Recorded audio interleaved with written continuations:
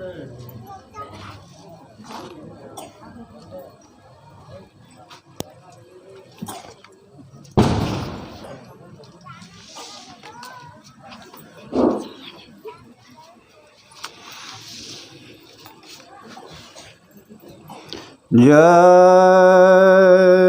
गुरुदेव, जय गुरुदेव, जय गुरुदेव नाम किसका? प्रभु का। जय गुरुदेव नाम किसका? प्रभु का। ये नाम नहीं इंसान का, ये नाम है भगवान का। तो प्रेम से बोलो जय गुरुदेव, जय गुरुदेव। जय गुरुदेव। सबसे पहले योग परिवर्तक परम संत बाबा जय गुरुदेव जी महाराज, इनके चरणों में शत कोटि प्रणाम करता हूँ। साथ ही साथ जिसने यह त्रिलोक की रचना बनाई उस ईश्वर को, उनके दृश्य अदृश्य शक्तियों को प्रणाम। और यहाँ पर उपस्थित इस गांव के सभी सज्जन भाई और बहनें, अगल बगल से आए हुए सत्संग प्रेमी भाई और बहनें, आप सबको प्यार भरा जय गुरुदेव। जय गुरुदेव। प्रेमियों, शास्त्रों में कहा है, बड़े भाग मानव तन पाया, सुर दुर्लभ सब ग्रंथन गाया। आपको यह मानव शरीर बहुत ही सौभाग्य से मिला है। देवता भी इन शरीर की आशा कर रहे हैं कि हमको भी मानव तन मिल जाए, और आप इस मानव तन मिला तो इससे मिट्टी पलोत करत रहे हो। ध्यान से सुनो, ईश्वर ने आपको कहा कि तुमने बहुत कष्ट उठाए, कई योनियों में घूमे, कई नरकों में पड़े, तो मैं तुमको मानव तन देता हूँ, तुम इससे अपना काम कर लेना। हम यहाँ पर आए, माँ के गर्भ में वादा किया कि हे भगवान हमको बाहर करो, हम तुम्हारा भजन करेंगे, तुम्हारा सुमिरन करेंगे। और जैसे भी बाहर आए वादे को भूल गए, संसार में जुट गए, जो प्रभु से वादा किया था उसको भूल गए। तो ऐसे कितने प्रकार से हमारे ऊपर अपराध लग गए, इसका कोई अंदाज़ा नहीं। मैं आपको एक बात बताता हूँ, राम और रावण का युद्ध जब हो रहा था, तब मेघनाथ एक और जाकर के साधना करने बैठ गए। उसे विजयी रथ बाहर निकालना था। साधना में बैठे विभीषण ने जाकर राम को सूचना दे दी कि मेघनाथ हवन कर रहा है। विजय रथ बाहर आ गया तो दोबारा जन्म लेना पड़ेगा, इस जन्म में तुम लंका जीत नहीं सकते। राम ने लक्ष्मण की तरफ देखा, हनुमान की तरफ देखा, ये दोनों सेना लेकर के वहाँ गए। हवन में पेड़ पौधे पत्थर डाल के हवन का विध्वंस कर दिया। 33 कोटि देवता को बंदी करने वाले इंद्रजित कितने क्रोध से उठे हो गए और अगणित बाण चलने लगे। लक्ष्मण अपने दिव्य अस्त्रों का उपयोग कर रहा था, कोई लाभ नहीं हो रहा था। आखिर लक्ष्मण ने देखा कि यह अस्त्र अभी काम नहीं करेंगे, तो लक्ष्मण ने संकल्प किया, वही तुनीर से बाण निकाला और उसे चाप पर चढ़ाया और संकल्प किया कि अगर राम एक वचनी एक पत्नी मर्यादा पुरुषोत्तम है, माँ सीता पतिव्रता है, हनुमान ब्रह्मचारी है, मैं 14 वर्ष निराहार हूँ, तो एक ही बाण में इंद्रजित का सर धड़ से अलग हो जाएगा। तीर चला दिया, संकल्प काम कर गया, इंद्रजित का सर कट गया और उसकी भुजा सुलोचना के आंगन में जाके गिरी। दासी बाहर आई थी। दासी ने जाकर सुलोचना से कहा, रानी साहिबा, हमारे स्वामी का भुजदंड आंगन में गिरा है। सुलोचना बाहर आई, देखा उसके पति का ही भुजदंड था। तो सुलोचना कहने लगी, ये क्या हुआ, कैसे हुआ, ये मुझको कौन बताएगा। विलाप करने लगी, कहने लगे कि हे स्वामी, अगर मैं पतिव्रता हूँ तो मुझे यह सूचना आप पत्रिका द्वारा करा दो।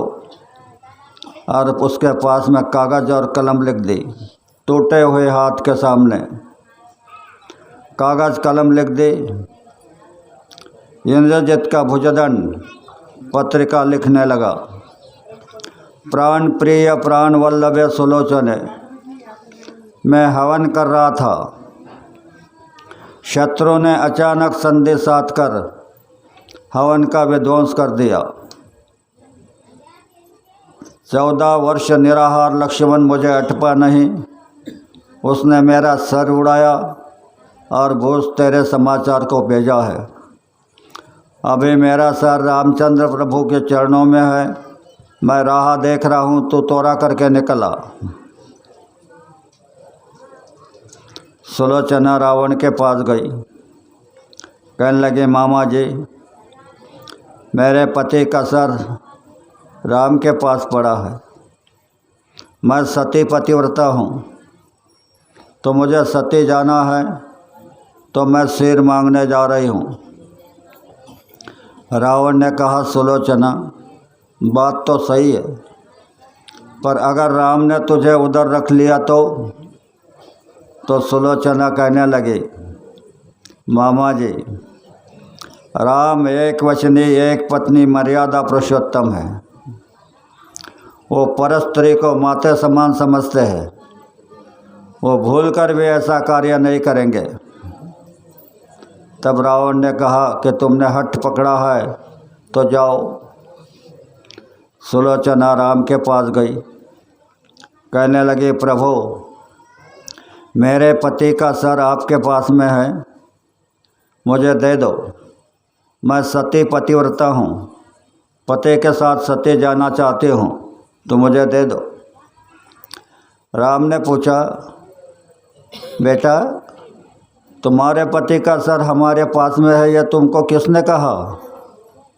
तो सुलोचना ने कहा कि मेरे पति के भुजदंड ने पत्रिका द्वारा मुझे सारा समाचार समझा दिया।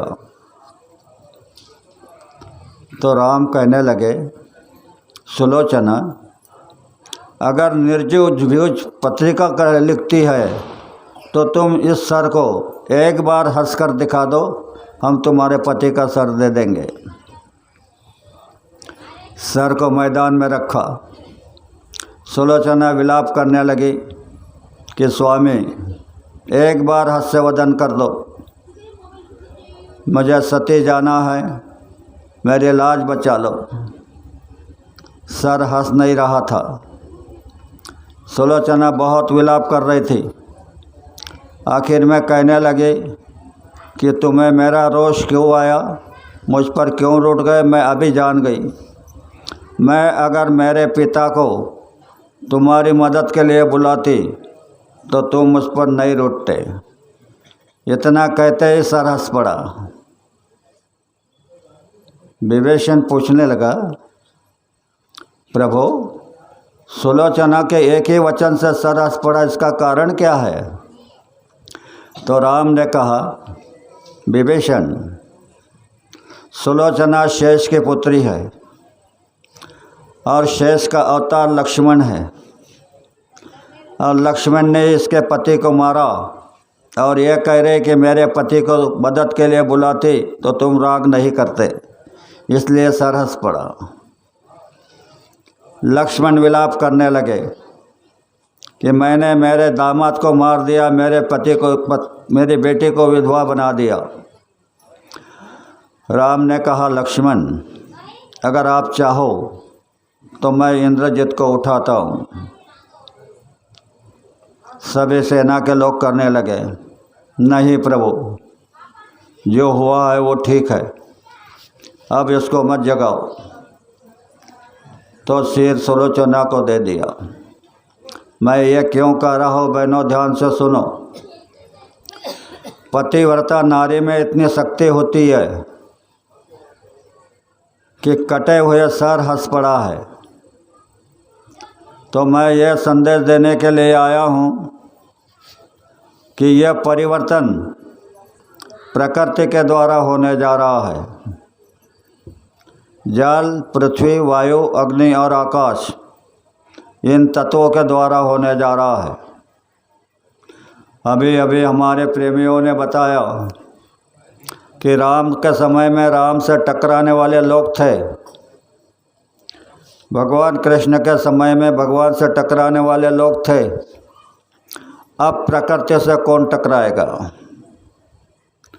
प्रकृति के कितने अस्त्र है, अतिवृष्टि है, अनावृष्टि है, भूकंप है, सुमानी लाटा है, बीमारी का कहर है, एक्सीडेंट है, न जाने कितने अस्त्र है। तो कौन बचाएगा इससे? प्रकृति के तरफ एक काम सौंपा है। तो बहनों ध्यान से सुनो, मैं ये 4 साल से अभियान चला रहा हूँ। जब कोई कठिन समय आता है तो ऊपर से एक रक्षा की धार जारी होती है, और वह धार महात्मा ही जानते, बाकी कोई नहीं जानता। और कहा जाता है, जब जब होय धर्म की हानि, बाढ़ ही असुर महाअभिमानी, तब तब प्रभुधरी मनोज शरीरा, हारई कृपा निधि सज्जन भव पीरा। जब धरती के ऊपर धर्म खत्म होने लगता है,